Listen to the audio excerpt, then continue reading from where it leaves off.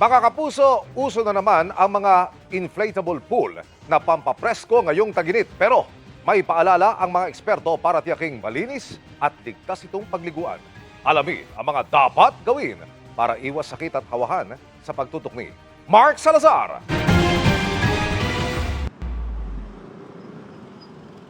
Ang refreshing manood ng mga batang gumagawa ng core memory tuwing summer. Biruin mo maliit na inflatable pool lang sa bangketa, talo-talo na. Pinakamabilis at madaling paraan kasi para magpapresko. Lalo ngayong pumapalo sa 42 to 46 degrees Celsius ang heat index o damang init sa ilang lugar.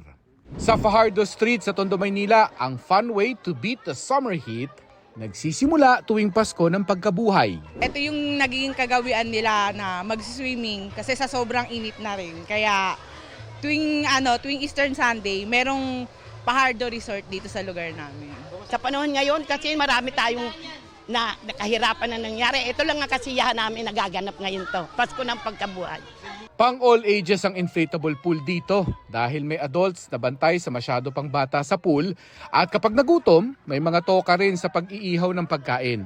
Ang lumalabas niyan kapag Eastern Sunday, nagiging mukhang piyesta yung yung lugar namin. Nagkakaisa kaming lahat dito, kanya-kanya labas ng swimming pool. Year 2010, nag-start yun. Tapos every year nakagawian na namin gawin to. Pero may paalala ang mga eksperto na hindi dapat kaligtaan. Siguraduhin natin na yung mga naliligo dyan, walang mga skin infections, no? Na pwede nating maisawsaw doon sa tubig at can also be cause of contamination.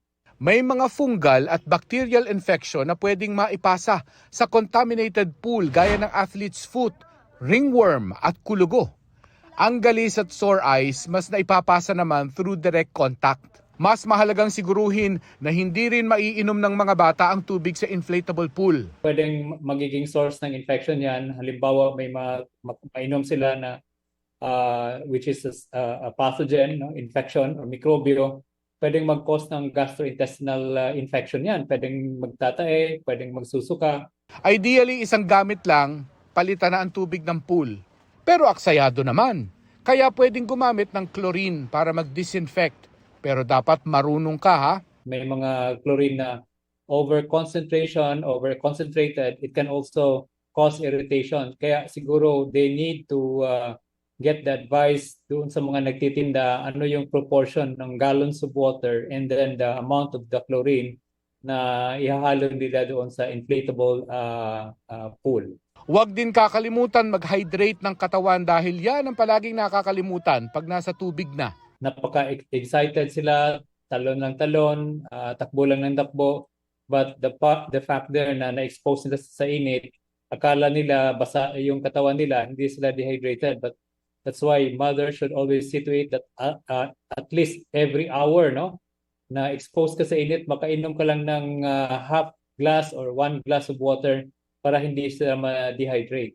At mag-sunscreen dahil ang sunog ng araw ay pwedeng umabot sa first degree burn. Mark Salazar, Nakatutok 24 Oras.